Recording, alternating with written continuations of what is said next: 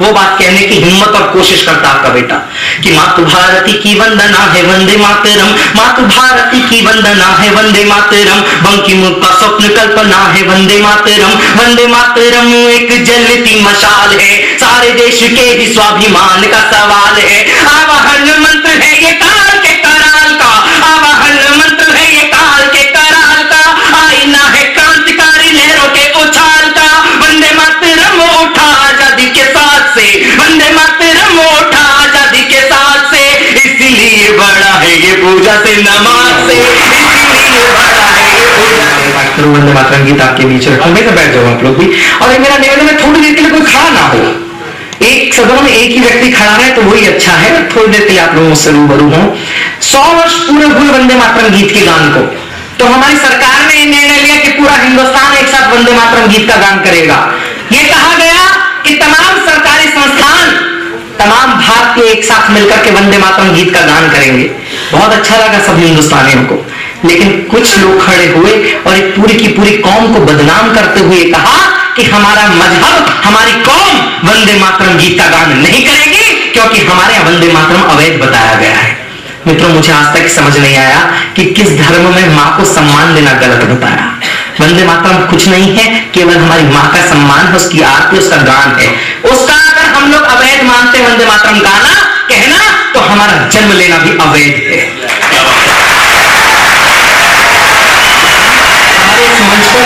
शहनाज अख्तर हिंदुस्तानी बैठा जिसने आप लोगों के मध्य खड़े होकर के वंदे मातरम के नारे लगवाए। जब एक मुसलमान खड़े होकर के वंदे मातरम पढ़ सकता है, कह सकता है, तो उसकी पूरी की पूरी कौम को बदनाम करना मित्रों उचित नहीं। मुझे बहुत सालता है ये शब्द हिंदू हृदय सम्राट। मित्रों, बाला साहब ठाकरे हिंदू हृदय सम्राट नहीं है, हिंदुस्तान के हृदय सम्राट है। उनमें वो झलक मैं देखता हूँ, तब मैं पढ़ने के लिए विवश होता हूँ, कहना पड़ता है आप लोगों के सामने। निवेदन करता हूँ, स्वीकार कीजिएगा। भैया बैठ जाओ तुरंत आप। हाँ, ये उछल कूद मचा रहा रात के समय, रोज रात ऐसे ही करता होगा। अकेला भाई होगा डेफिनेटली, दूसरे की तो भूमिका भी नहीं लिखने दे रहा होगा।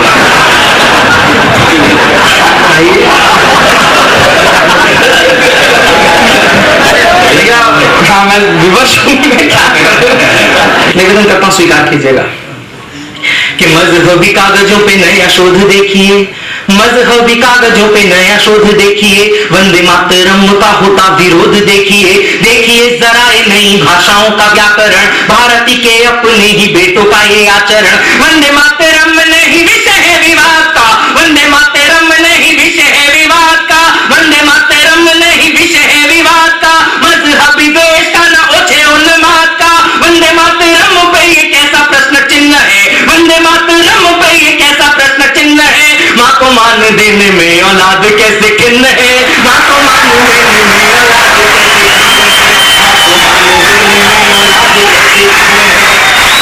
भारती की वंदना है वंदे मातरम, वंदे मातरम है क्या, वो बात कहने की हिम्मत और कोशिश करता आपका बेटा कि मातु भारती की वंदना है वंदे मातरम, मातु भारती की वंदना है वंदे मातरम, बंकिम का स्वप्न कल्पना है वंदे मातरम, वंदे मातरम एक जलती मशाल है, सारे देश के ही स्वाभिमान का सवाल है। आवाहन मंत्र है ये काल के कराल का, आवाहन मंत्र है ये काल के कराल का, आईना है क्रांतिकारी लहरों के उछाल का, वंदे मातरम उठा आजादी के साथ से, वंदे मातरम उठा आजादी के साथ से, इसीलिए बड़ा है ये पूजा से नमाज से, इसीलिए बड़ा है ये पूजा से नमाज से,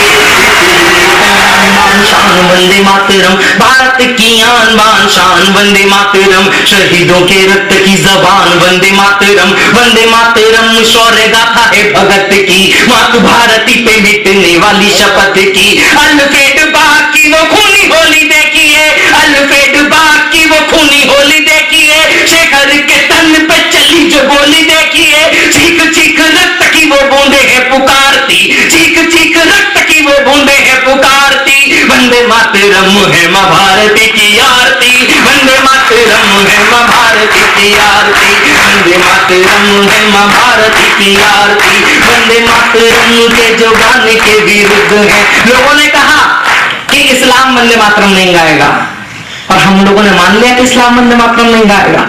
चंद वोटों का लालच हम लोगों को मिला तो लाल किले की प्राचीर पर अर्जुन सिंह चढ़ गए और ये कहने लगे कि जो वंदे मातरम गाना चाहे गा ले और जो न गाना चाहे न गाए। मित्रों, ये भाषा हिंदुस्तान से नहीं सुनी जानी चाहिए थी। हिंदुस्तान के मंच से, हिंदुस्तान के लाल किले से यदि कुछ कहा जाना था तो केवल इतना कहा जाना था कि हिंदुस्तान में रहना होगा तो वंदे मातरम कहना होगा।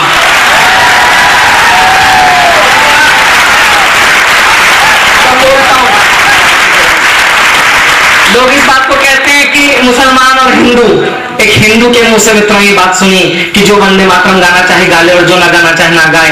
तब मुझे एक बहुत छोटी सी कहानी याद आती है, दृष्टांत याद आता है, वो पढ़ता हूं। एक बार सोने में और लोहे में आपस में चर्चा हुई मित्रों। सोने में लोहे से कहा कि मित्र तू भी कार्यशाला में पिटता है और मैं भी कार्यशाला में पिटता हूं, लेकिन जब तू पिटता है तो बहुत चीखता है, बहुत चिल्लाता है, ऐसा क्यों? तब लोहे ने उत्तर दिया कि मित्र सोने, तुझको पीटने वाली हथौड़ी लोहे की बनी है जिससे तेरा कोई संबंध नहीं है, और मुझको पीटने वाली हथौड़ी भी लोहे की बनी है। जब कोई अपना अपने पर वार करता है तो पीड़ा अंतस में होती है, मैं इसलिए चीखता हूं, इसलिए चिल्लाता हूं। तब कभी विवश होता और कहने के लिए मजबूर होता, आप तक बात पहुंचे, सच्ची और अच्छी लगे तो आप लोग मुझे अपना समर्थन देना, निवेदन करता हूं कि वंदे मातरम के जो गाने के विरुद्ध हैं, वंदे मातरम के जो गाने के विरुद्ध हैं, पैदा होने वाली ऐसी नस्लें अशुद्ध हैं। वंदे मातरम के जो गाने के विरुद्ध हैं, पैदा होने वाली ऐसी नस्लें अशुद्ध हैं। आबरू वतन की जो आते हैं खाकी, कैसे मानने के वो है पीढ़ी अशफाकी। गीताओ कुरान से ना उनको है वास्ता, गीताओ कुरान से ना उनको है वास्ता, सत्ता के शिखर का वो गढ़ते हैं रास्ता। हिंदू धर्म के ना अनुयायी इस्लाम के, हिंदू धर्म के ना अनुयायी इस्लाम के, बन सके ही तैशी वो रहीम के ना राम के, बन सके ही तैशी वो रहीम के ना राम के। गैरत हुजूर कहीं जाके सो गई है क्या? आपने स्वीकार कर लिया कि आप वंदे मातरम नहीं गाएंगे। मैं एक बात कहना चाहता हूं, मैं चाहता हूं कि मेरे साथ सदन में एक एक व्यक्ति जो बैठा है वो एक बार जय घोष मेरे साथ मिलकर के करे, वंदे वंदे। इस छोटे से सदन में मुझे इतना बड़ा समर्थन मिल सकता है तो क्यों नहीं अर्जुन सिंह ने एक बार कोशिश करी कि हिंदुस्तान से एक बार खड़े होकर के कहता कि जो वंदे मातरम मेरे साथ गाना चाहता है आकर के एक बार गाए। ये मेरा दावा है मित्रों कि हिंदुस्तान का एक एक व्यक्ति खड़ा होकर के वंदे मातरम गाता, लेकिन हम लोगों ने ऐसा नहीं किया। क्या किया? मैं उस पर थूकते हुए पंक्तियां लिखता हूं, न्यौछावर करने की हिम्मत करता हूं। मेरी इस हिम्मत को आप लोग अपना बल देना, कहने की कोशिश करता हूं कि गैरत हुजूर कहीं जाके सो गई है क्या, गैरत हुजूर कहीं जाके सो गई है क्या, सत्ता मां की वंदना से बड़ी हो गई है क्या, गैरत हुजूर कहीं जाके सो गई है क्या, सत्ता मां की वंदना से बड़ी हो गई है क्या। देश तज मजहबों के जो वशीभूत हैं, अपराधी हैं वो लोग ऊंचे हैं कपूत हैं। माथे पे लगा के मां के चरणों की खाक जी, माथे पे लगा के मां के चरणों की खाक जी, चढ़ गए हैं फांसियों पे लाखों अशफाक जी, माथे पे लगा के मां के चरणों की खाक जी, चढ़ गए हैं फांसियों पे लाखों अशफाक जी। वंदे मातरम कुर्बानियों का ज्वार है, वंदे मातरम कुर्बानियों का ज्वार है, वंदे मातरम जो न गाए वो गद्दार है, वंदे मातरम जो न गाए वो गद्दार है, वंदे मातरम जो न गाए वो गद्दार है। लोग कहते हैं सौरभ तुम जैन हो, जैन होकर के तुम ऐसी हिंसक बातें आकर के मंच पे करते हो, तुम शोभा नहीं देती। तब मित्रों जैन समाज का प्रतिनिधित्व करते हुए बात कहने की हिम्मत करता आपका ये बेटा कि जैन समाज अहिंसक है, लेकिन क्षमा चाहता हूं जैन समाज नपुंसक नहीं है। यदि मां भारती के ऊपर कोई उंगली उठाए तो उस उंगली को जड़ से काटना हम जैनियों को आता है। तब ये बात मेरे जहन में कहीं जन्म लेती है कि अहिंसा के मसाइल पर रजा अपनी भी रखते हैं, कोई बुज़दिल समझ बैठे दवा इसकी भी रखते हैं। अहिंसा के मसाइल पर रजा अपनी भी रखते हैं, कोई बुज़दिल समझ बैठे दवा इसकी भी रखते हैं। धमाकों से तो है दुनिया फकत इतना दिखाना है गांधी भी मगर हम हाथ में लाठी भी रखते हैं। ये बंद आप आप तक पहुंचाना चाहता हूं वो समर्थन, वो अतुल्य समर्थन, वो अद्वितीय समर्थन जो आपने मुझे को इस पूरी रचना पर दिया। मैं चाहता हूं कि इस रचना को इस अंतिम बंद की ओर मैं लेकर के चलता हूं। केवल 2 छंद इसमें बचे हैं, वो आप तक पढ़ना चाहता हूं। अच्छे और सच्चे लगे तब आपका समर्थन मांगता हूं कि इसने बनाया चित्र उसने भी गालियां। मां भारती का नग्न चित्र बना लिया एक चित्रकार ने। मकबूल फिदा हुसैन ने मां भारती का नग्न चित्र उकेरा और हमारी सरकार ने खड़े होकर के उसको सर्वश्रेष्ठ चित्रकार की उपाधि से अलंकृत कर दिया। जिसके हाथों को लाल किले पर जाकर के सरेआम काट दिया जाना चाहिए था, जब उसको हमारी सरकार सर्वश्रेष्ठ चित्रकार की उपाधि से अलंकृत करती है, तब एक कवि को कहना पड़ता है कि इकबाल की पंक्तियां याद आती हैं। आप तक पहुंचाना चाहता हूं कि वतन की फिक्र करना था मुसीबत आने वाली है। वतन की फिक्र करना था मुसीबत आने वाली है। तेरी बर्बादियों के तस्करे हैं आसमानों में, न समझोगे तो मिट जाओगे हिंदुस्तान वालों, तुम्हारी दास्तां तक भी न होगी दास्तानों में। तब पढ़ता आपका बेटा कि इसने बनाया चित्र उसने दी गालियां, इसने बनाया चित्र उसने दी गालियां। आप बस किन्नरों से पीटिएगा तालियां, ऐसे दाग रोज कैसे साफ करते रहे, कब तक बदतमीजी माफ करते रहे। आखिरी चेतावनी है सुनो पछताओगे। हिंदुस्तान को क्या कहना चाहिए था, हिंदुस्तान की भाषा क्या होनी चाहिए थी, वो एक अहिंसक जैनी बताने के लिए विवश होता है। अच्छी और सच्ची लगे तो मैं चाहता हूं कि तालियों का गुलदस्ता आप मुझको यहां से देकर के भेंट करना। कहना चाहता हूं कि इसने बनाया चित्र उसने दी गालियां, आप बस किन्नरों से पीटिएगा तालियां। ऐसे दाग रोज कैसे साफ करते रहे, कब तक बदतमीजी माफ करते रहे।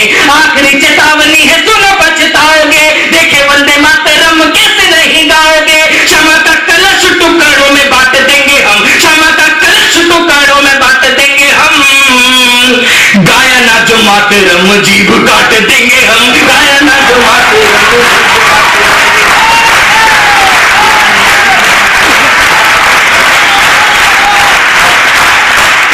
एक नाम लगातार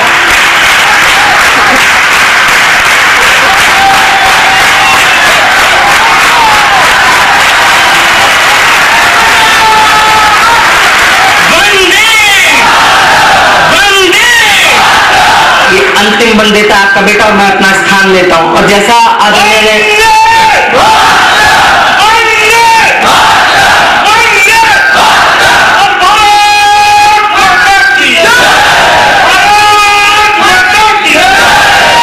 बाला साहब ठाकरे का अनुसरण करने वाले लोगों में अगर इतनी क्षमता है, एक बार अगर हम हिंदुस्तान की गद्दी उस आदमी को दे दें तो ये मेरा दावा है कि हिंदुस्तान में सिर्फ वो रहेगा जो वंदे मातरम कहना सीख लेगा।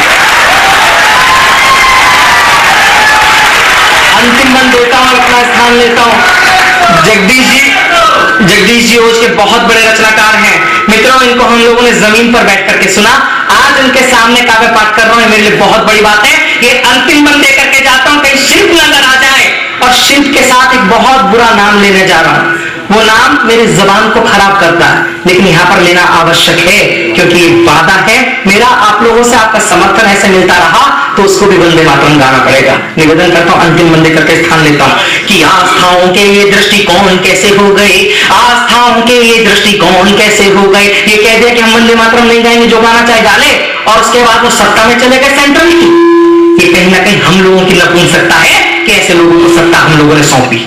तब कहता हूं स्वीकार करना कि आस्थाओं के ये दृष्टिकोण कैसे हो गए, आस्थाओं के ये दृष्टिकोण कैसे हो गए। भारत के लाल सारे मौन कैसे हो गए। ऐसी नीचता के जो भी लोग सूत्रधार हैं, मां की छातियों के दूध के वो कर्जदार हैं। कह दो उस आका से जो तुमको पढ़ाता है, कह दो उस आका से जो तुमको पढ़ाता है, बदतमीजियां नहीं जो तुमको सिखाता है। अब की लाहौर में तिरंगा गड़ जाएगा, अब की लाहौर में तिरंगा गड़ जाएगा, पाक को भी मातरम गाना पड़ जाएगा।